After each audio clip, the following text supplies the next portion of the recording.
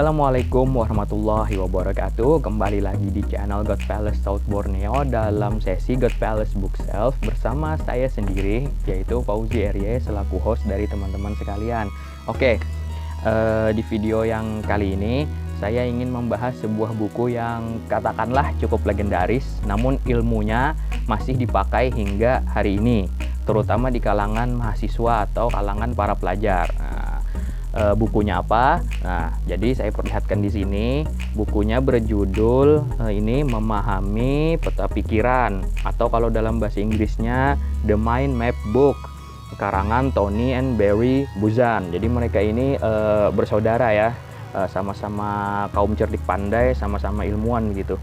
Yang mana dalam buku karya mereka ini itu membahas tentang penggunaan atau penerapan teknik peta pikiran atau mind map yang biasa disebut teknik mind map ya, dalam kehidupan sehari-hari. Jadi penerapannya itu digunakan untuk memecahkan berbagai persoalan di dalam kehidupan sehari-hari, begitu teman-teman.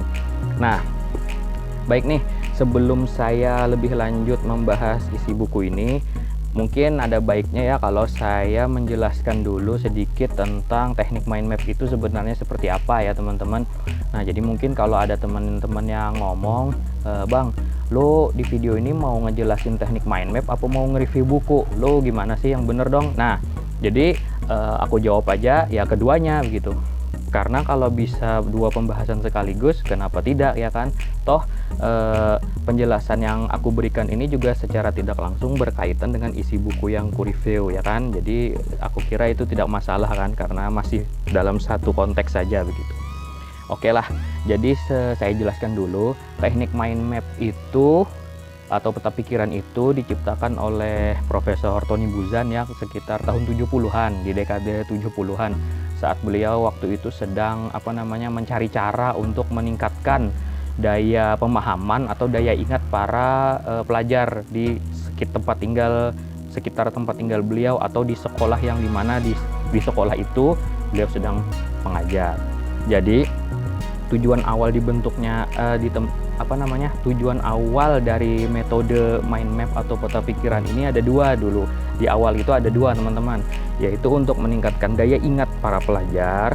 Kemudian yang kedua yaitu meningkatkan daya serap pemahaman terhadap materi yang diajarkan begitu. Jadi tidak heran kan kalau di sekolah-sekolah atau di universitas-universitas, di lembaga-lembaga kursus, di tempat-tempat les gitu kan, kadang-kadang ada tutornya atau para dosennya atau para gurunya yang mengajarkan tentang metode ini, karena memang tujuan awalnya itu ada dua teman-teman, yaitu yang seperti saya bilang tadi. Yang pertama meningkatkan memori atau daya ingat, kemudian meningkatkan daya pemahaman terhadap materi yang diajarkan. Jadi dua itu teman-teman.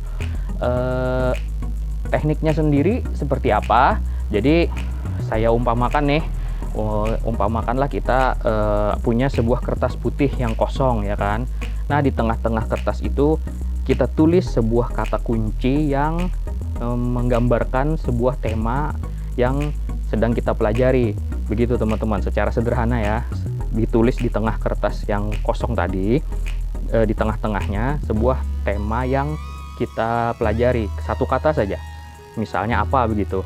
Kemudian dari kata yang ditulis di tengah itu menyebarlah atau memancarlah berbagai macam ide-ide yang berhubungan dengan materi utama yang kita tulis di tengah tadi teman-teman, dengan kata utama yang kita tulis tadi. Contoh begini nih, katakanlah misalnya aku menulis kata pesawat teman-teman. Pesawat itu, nah dari kata pesawat itu muncullah berbagai macam ide lain yang terbersit di otak kita teman-teman, seperti misalnya pesawat ya kan, ada yang menghubungkannya dengan pesawat misalnya mesin, pesawat kendaraan, pesawat terbang, kemudian pesawat ada juga yang menghubungkannya dengan pilot pesawat dan macam-macam sejenisnya teman-teman.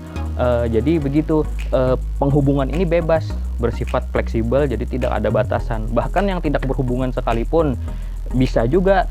Ada juga yang misalnya menulis kata pesawat, tahu-tahu dia di cabang-cabangnya itu menulis pesawat, tahu-tahu planet, tahu-tahu bintang, tahu-tahu ruang angkasa. Nah, itu juga dibenarkan teman-teman dalam metode mind map itu, karena di dalam metode ini tidak ada yang benar, tidak ada yang salah, karena ini menyangkut daya ingat kita dan daya pemahaman kita terhadap materi yang disampaikan.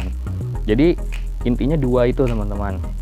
Kemudian yang ketiga, tujuan yang awal tadi kan ada dua. Nah, kemudian ternyata ada juga yang ketiga teman-teman, yaitu ternyata apa? Meningkatkan daya kreativitas seseorang. Loh, begitu ternyata berdasarkan yang ada di buku sini.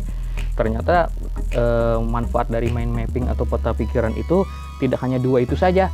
Ternyata ada yang ketiga, yaitu meningkatkan daya kreativitas.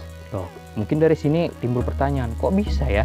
Ternyata setelah seiring berjalannya waktu, banyak orang yang katakanlah ketagihan dalam menggunakan metode mind map ini, menggunakan metode peta pikiran ini teman-teman, sehingga mereka mulai menambahkan ilustrasi, warna-warna, gambar, dan hal-hal lain, simbol-simbol yang membuat mind map mereka itu lebih semarak, lebih menarik, lebih menggugah yang melihat. Jadi tidak sekedar catatan yang coret-coret ke sana kemari, ternyata juga bisa menimbulkan kesan artistik atau kesan seni tersendiri lah begitu teman-teman. Nah, jadi sebagaimana juga yang dijelaskan di buku sini, di buku ini juga Tony dan Barry Buzan menjelaskan tata caranya menggunakan mind map itu dengan baik dan benar, sehingga tidak ada yang namanya kerancuan atau supaya yang penggunanya tidak terkecoh dengan cara yang salah begitu teman-teman. Karena kan biasanya ada yang menulis katanya itu kepanjangan, misalnya pesawat, seharusnya kan pesawat saja, ternyata ditulis pesawat terbang yang sedang melaju. Nah, itu kata beliau yang di buku itu terlalu panjang, jadi sepatutnya penggunaan mind map itu cukup dengan kata-kata yang simple-simple saja, satu kata, dua kata misalnya begitu. Nah, jadi teknik mind map itu secara umum seperti itu. Nah, di buku sini juga ternyata ya teman-teman, penggunaan mind map itu tidak sebatas untuk menerima pelajaran saja atau meningkatkan daya ingat saja.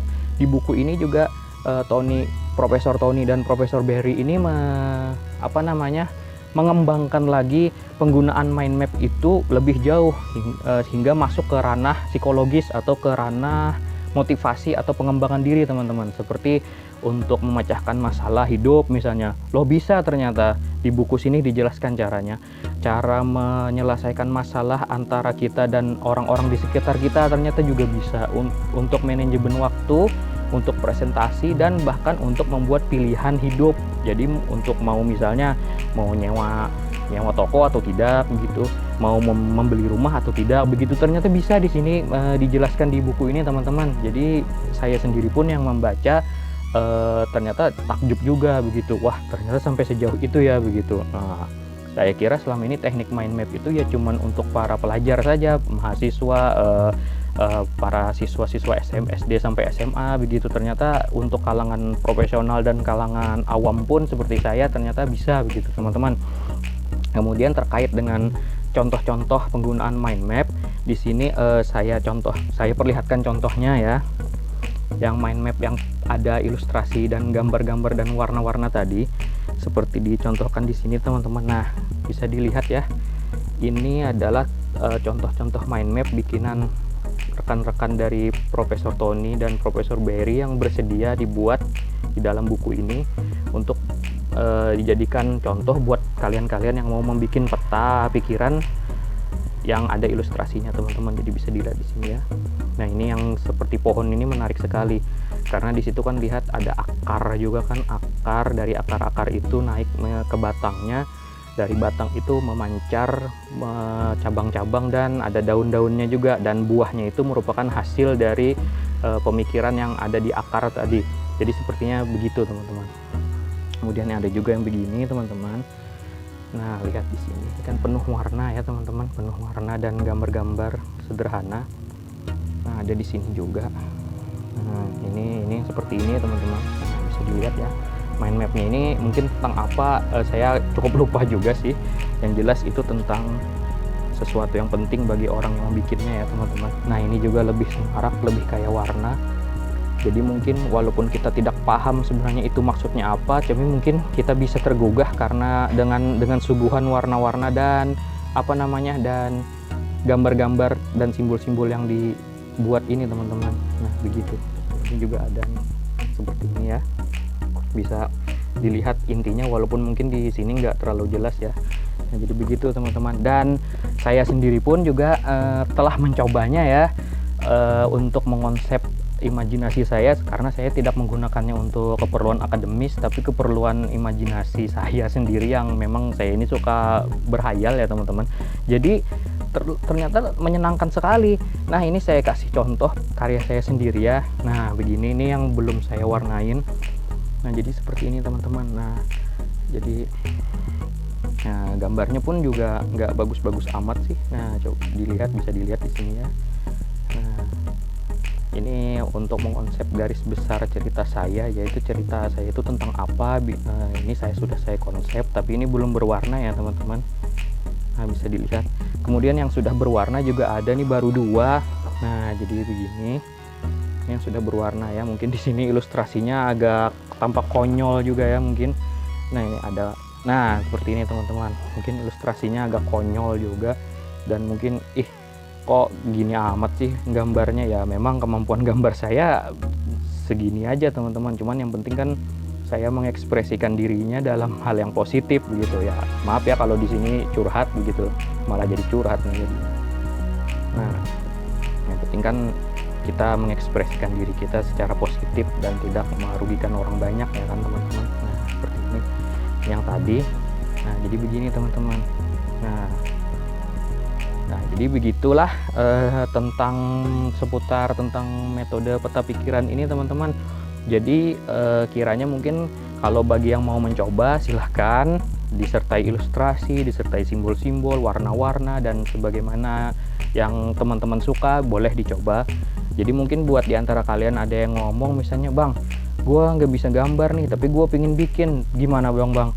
Nah jadi saran saya ya, seperti sebagaimana yang disebut di buku ini juga, nggak usah gambar yang terlalu gimana gitu, nggak perlu yang bagus-bagus amat, nggak apa-apa.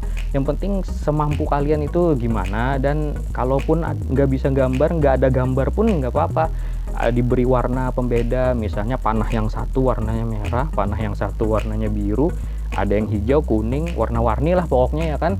Nah itu pun sudah sangat menggugah sekali, memberikan efek psikologis yang luar biasa lah kepada otak kita begitu, karena otak kita nih sensitif gitu kan, sensitif sekali terhadap berbagai macam perasaan yang berbeda-beda begitu, seperti yang dijelaskan di buku ini juga.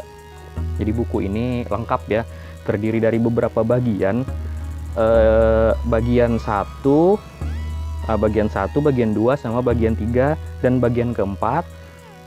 Ada bagian 5 dan bagian 6 teman-teman. Jadi 6 bagian. Bagian 1 itu di awal-awal itu menjelaskan tentang otak kita, sistem otak kita, sistem saraf yang ada di otak kita, dan bagaimana ternyata sistem saraf di otak kita itu ternyata sangat menyambung sekali, sangat cocok sekali dengan metode mind mapping ini teman-teman. Itulah kenapa beliau sangat merekomendasikan metode ini untuk pendidikan. Dan ternyata tidak cuma pendidikan ya kan, di penjelasan-penjelasan yang terdahulu juga sudah saya jelaskan bahwa tidak hanya pendidikan ya, jadi kalangan profesional dan seniman mungkin bisa juga begitu, kalangan awam pun bisa.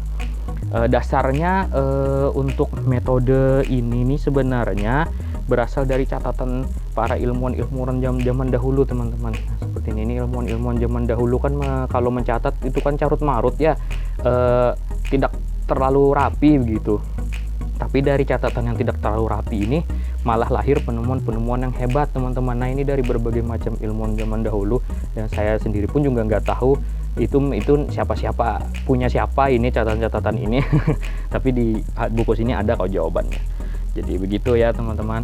Nah jadi buat teman-teman yang sekiranya ya, jadi yang pertama sih ya, ini penjelasan saya tentang isi buku dan tekniknya saya kira sudah jelas ya. Jadi mungkin yang berikutnya adalah mungkin bagaimana cara mendapatkan buku ini ya mungkin. Nah jadi buku ini, sebelum saya menjawab di mana caranya, buku ini terbitan tahun kalau nggak salah ya Ini terbitannya tahun 2004 teman-teman, sudah cukup lama nih. Dan saya sendiri juga heran kenapa buku seperti ini, khususnya di tempat tinggal saya ya. Bahkan saya sudah mencarinya sebelum saya belinya secara online. Saya sudah mencarinya di toko buku terbesar di ibu kota provinsi tempat saya tinggal. Buku ini pun masih nggak ada gitu. Dan saya heran kenapa buku sebagus ini tidak dicetak lagi dan tidak disebarluaskan dengan cara dijual di toko buku begitu. Saya sendiri juga masih bingung, padahal ini terlalu sayang ya kalau dibiarkan, kalau teman-teman nggak tahu ada buku yang sebagus ini begitu maksud saya. Tapi kalau misalnya di tempat tinggal teman-teman ternyata masih ada buku ini, ya alhamdulillah masih bisa beredar secara luas di toko-toko buku kan, ya berarti alhamdulillah. Cuman kalau saya pribadi ini belinya secara online teman-teman, di situs belanja online, di aplikasi belanja online ada lah, tinggal ketik saja ini bukunya, judul bukunya ya teman-teman. Atau kalau nggak mengetik judulnya, ketik aja nama pengarangnya, Tonin Barry Buzan atau Tony Buzan saja, juga biasanya keluar kalau buku yang ini.